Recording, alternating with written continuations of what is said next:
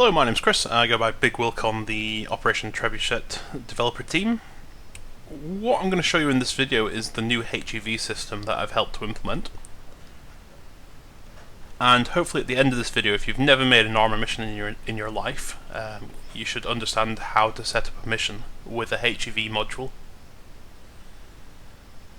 So for this video, we're going to go into the editor, we're going to go into virtual reality, and I'll start showing you some of the new features that we've given in this update as of 0.14. So the first thing to note is the system's been completely reworked.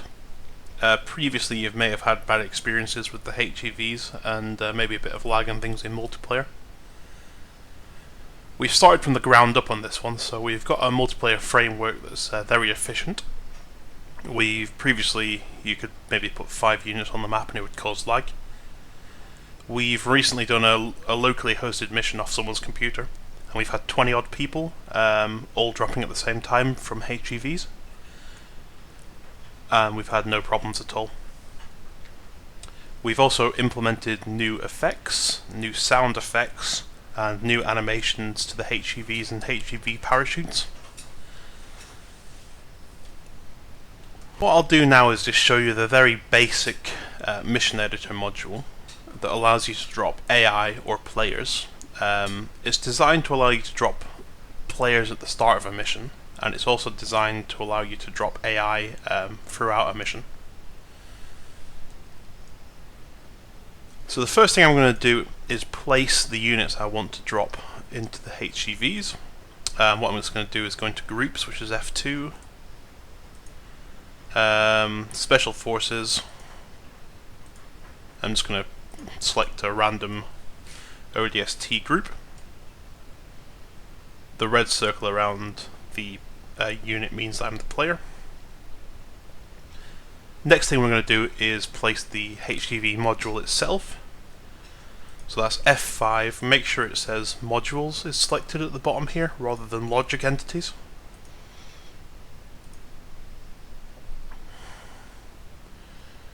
Look for the OPTRE HEV category, and then drop down the HEV module. So this one's really simple. To get these units in, all you do is synchronize them to the module. And what that means is you right click on the unit, you go to connect, sync to, and then left click the module. So right click the unit, connect, sync to, left click the unit. And that's all you need to do. The module's automatically set up. You just press the preview the game button or play the mission game, and you'll see by default all the people I've synced are underneath the HEV, underneath the frigate in HEVs, and we get fired towards the ground.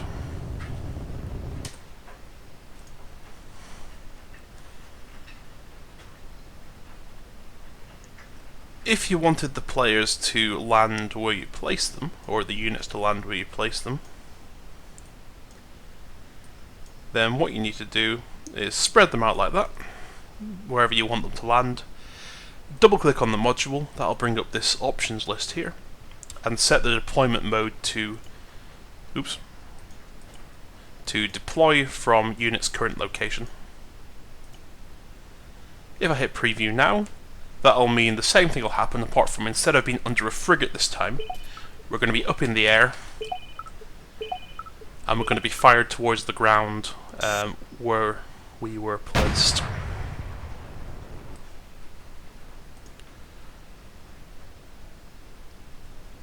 The final thing you should know is that if you synchronize vehicles, so these are men, obviously, you can tell they're units.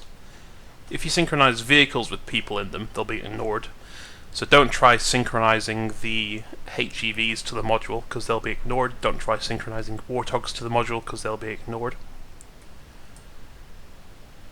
What you can do is synchronize multiple groups or individuals. So I could place an individual like this, and then I could synchronize him to the module. That's fine. I could synchronize another group to the module. Let's go for ODST team.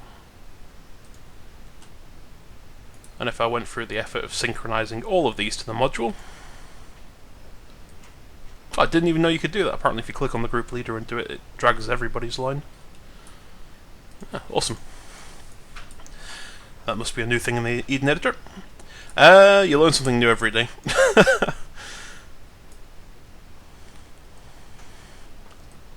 That's fine as well. You can also give the group waypoints. So F4 for waypoints. And let's just say you wanted, once they landed, them to follow a certain set of waypoints.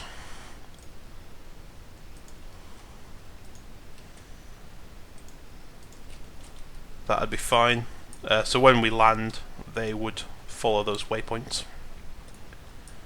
So let's say you wanted those units to come in later in the game. What you can do is synchronize the module itself to a trigger.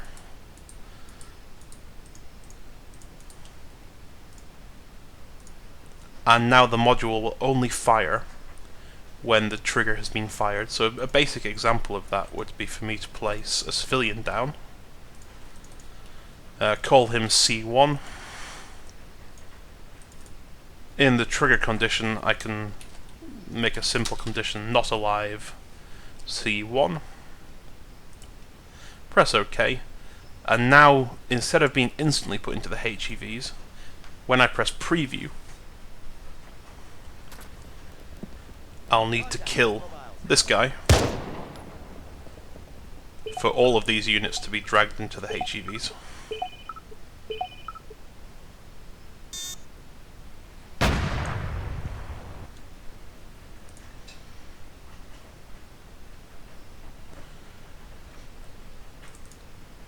So we'll just set that back to the frigate deployment because it looks cool. The last thing to note, say you didn't want these AI to move along the waypoints until they've been dropped in the HEV.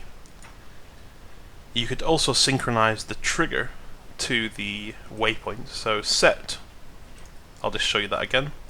It's a different option this time. Connect to set waypoint activation, and then click on the waypoint. This AI group here will not move past their first waypoint until the trigger has been fired, and the module will not start dropping all of the units in the HEVs until the trigger has been fired as well. Let's look at the basics of the HEV module. So if you double click on the module, we've already looked at what the deploy from unit's current location and deploy over frigate does. I'll just walk you through these other options. The best thing to do though is hover over them and you'll see the tooltips appear. The tooltips are going to be more detailed than I am in this video. So the first one is the countdown timer. That's the beep beep beep when you're getting deployed from the frigate, the countdown. By default that's 5 seconds. In multiplayer it's always a minimum of 30 seconds, and that's just because the attach to script that we use to attach people to the frigate doesn't always synchronize properly for the players fully, because it's not prioritized by the server. So if you give it, so we've given it that 30 seconds for everything to line up properly before the drop happens. If you need it to be longer or shorter in single player, you can just change it to whatever you want. And if you want it to be longer, if you want to set it longer in multiplayer, you can do so. Use a number over 30, and that's just in seconds time. Next option is randomized XY velocity. By default that's 0.1. And what this does is it pushes the HEVs around. So instead of them landing in boring straight lines, say if you drop them from a frigate, it'll scatter them around a bit. So you can set this number as high as you want. Say if you set it to 1,000, then every single pod's going to be scattered at 1,000 miles per hour in a random direction. That's not good for server desync.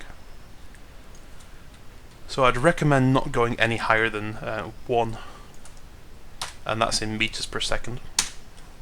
I've found typically about 0.5 gives you a good spread of HEVs. Next one, down velocity on launch.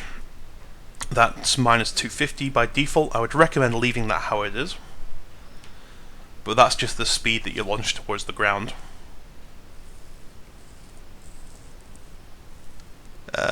Player control of HEVs. Currently we've got two options, which is no control and player can rotate the HEV. By default, it's player can rotate the HEV, and they use the Q and E key to rotate the HEV around, and that's just on the spot. In later versions, you'll probably have the option for player controlled HEV, which means that the players can steer them around the map as if they were air vehicles. Next, we have the stages. Now, I'd really recommend reading the information here. But basically, stage 1 is how high you are when you start. So by default, it's 5,000.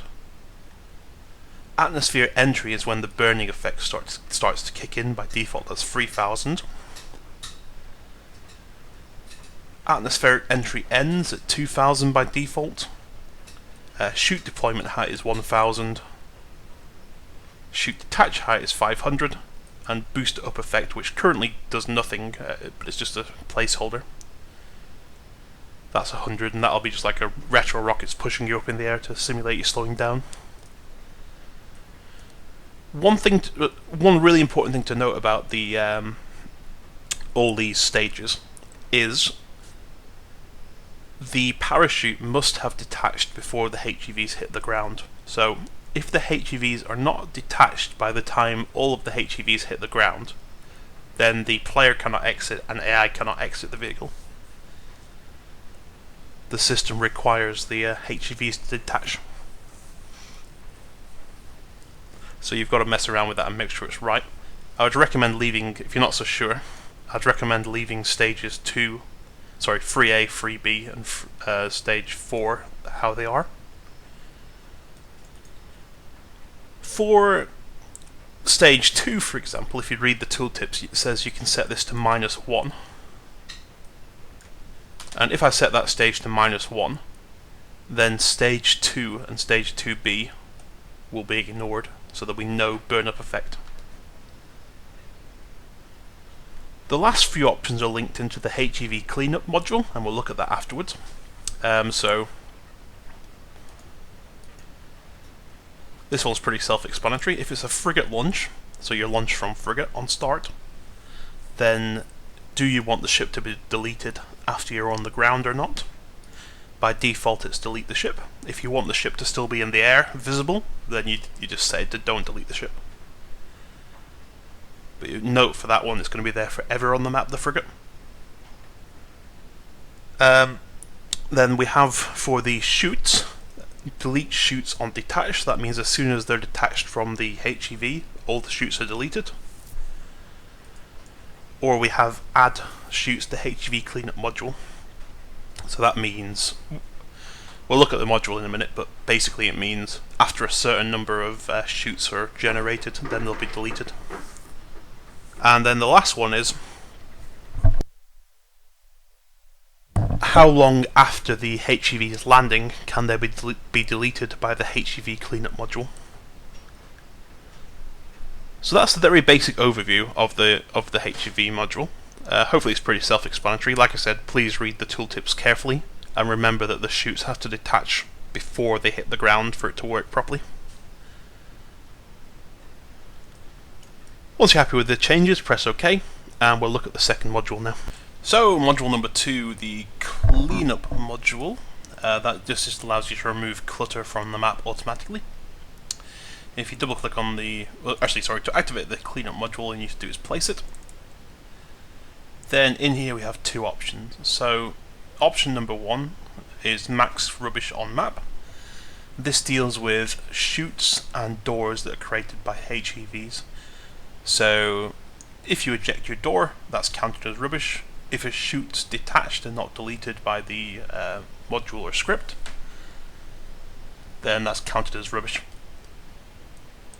the way this works, unlike some cleanup scripts, is say I set this to 20.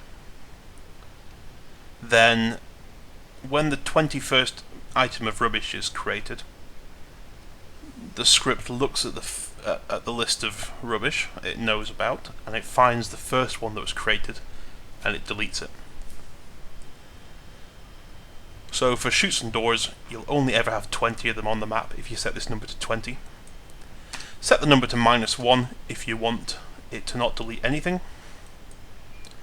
You can make the number as high as you want though. But I don't know, for this size of mission, 20 seems pretty decent. Ideal max number of HEVs on map. This works in the same way. The only difference is, if you remember back to the previous module, we had the HEVs are allowed to be deleted after 600 seconds in that module.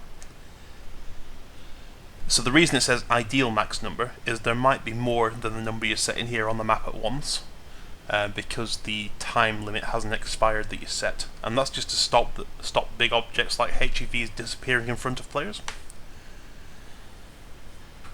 So again, this is only run when a new item is created. And that's that, really. If you don't want the system to activate, then don't place the module or set these numbers to -1. When you're happy with the changes, press OK. So the last module is the HEV Fake Room module. And I've just set it up. I'll show you how to do it yourself in a minute. But essentially you should end up with this situation. Basically it sets up the code in this console and the variable names in these HEVs that allows you in-game to walk up to the console, select a drop location for the HEVs, and then everybody in these HEVs will be dropped towards the ground at the same time. I'll just delete these HEVs, and then I'll show you how to do it from scratch. Now I'll give you one warning with this. Currently in 0.14, there is a slight bug with this HEV system, with this module. Sorry. Now, there's two things you need to do to fix it. The first is be aware of this variable name field here. So if you use a second module, oops, wrong module. If you use the second one of these cleanup no shit modules, you'll see that no variable name appears here, and that's because your variable name conflicts with the one in this module here. So what we'll do is we'll change it to different name and press OK, no spaces, and then you just need to simply move the module, and you'll see now that variable name precedes the numbers. Don't use numbers in that name field, just use letters and underscores. And you'll see this one has got the default variable name of OPTRE HEV. Now that's important because if you save the game without setting the unique variable name, then these terminals will not be linked to this console because it'll be wrong, the names. The second thing is to do with name replication. So every time the mission editor starts or is reloaded when you preview a game, these modules run, and that's causing a problem at the moment. And what that could lead to is you being unable to load your mission file after you've saved it. So to avoid that error, before you save or preview the mission, you must delete the module. Okay, the module does nothing, but you must delete the module before you save or preview the mission. Otherwise, you can mess up your entire mission file in 0.14.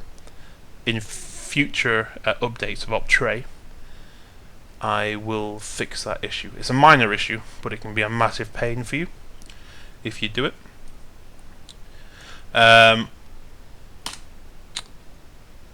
Typically, you don't need two sets of modules, though.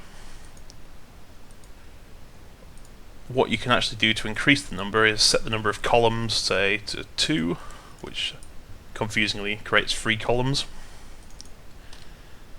or maybe you could reduce the number in one column if you need, in the columns if you needed less, or maybe you could have less columns. Alright, but the main thing it does is set up the code in this console here that allows you to walk up to it and drop it. So remember to delete the module, and remember to change that name and make it unique if you're going to use more than one. Right, I'll show you how this works in game, and then we're pretty much done. So, what you want to do is tell your teammates, if it's a multiplayer game, to get into the pods. In this case, I'm controlling AI, so we'll just order the AI to get into the vehicle.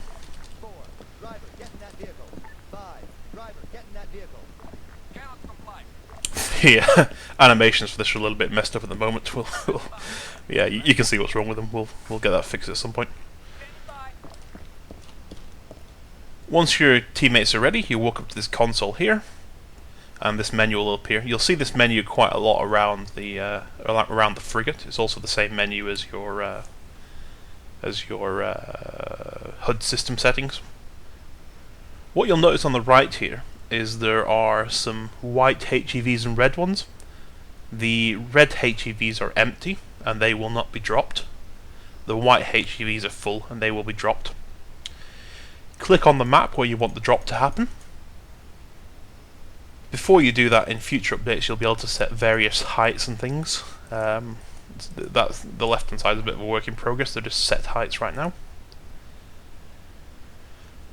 And then you want to press launch when you're ready. You can move this marker around after you've pressed launch, but it will only drop you where it was when you pressed launch originally. If you're not happy with the location, you have to press cancel launch.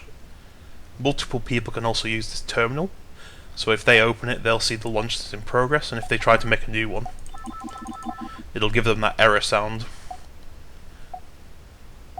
The beeping sound, everybody near the console can hear. It's the global sound, transmitted in multiplayer as well. When the timer runs out and the beeping stops, then you'll be transported to where you've clicked on the map. And the doors will close and things as well.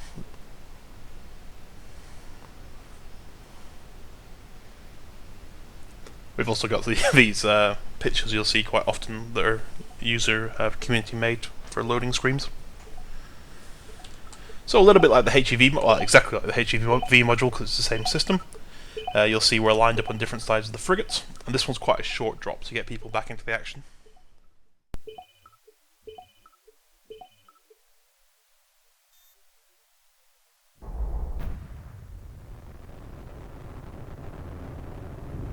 And the final thing I'll just do for this video is, because I won't do the advanced stuff, I'll make a separate video for the advanced scripting side of the module, as this video is already incredibly long. I'll just walk you through the different stages.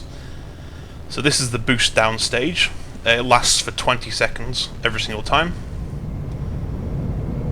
After the boost down stage is over, we go into a re-entry effect, and that's actually dependent upon the height you've set in the module.